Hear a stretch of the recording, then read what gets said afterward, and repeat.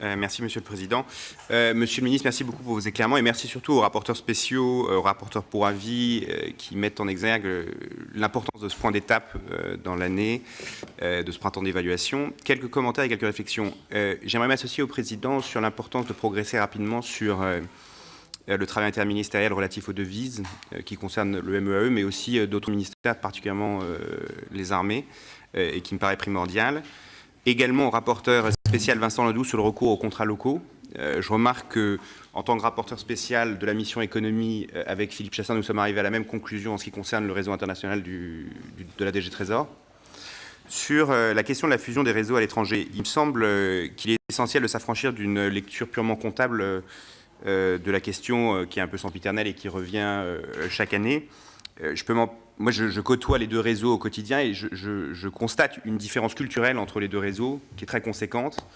Et je pense qu'avant de se poser la question sur la fusion, il y a une vraie réflexion à porter sur comment cette fusion se passerait, sur les RH, sur quel serait le parcours de carrière, comment cette intégration, parce que c'est vraiment deux cultures très très différentes qui s'articulent dans ces réseaux.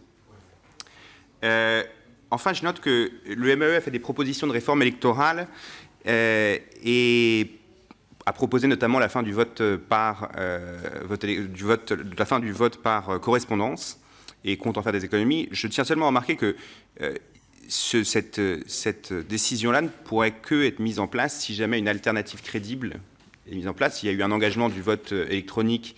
Il y a 685 000 € qui sont programmés en loi de finances pour remplir cet objectif, ou la procuration en ligne, mais que sans remplir ou sans remplacer ce vote électronique, ça reviendrait en fait à enlever le droit de vote effectif à des dizaines de milliers de nos concitoyens.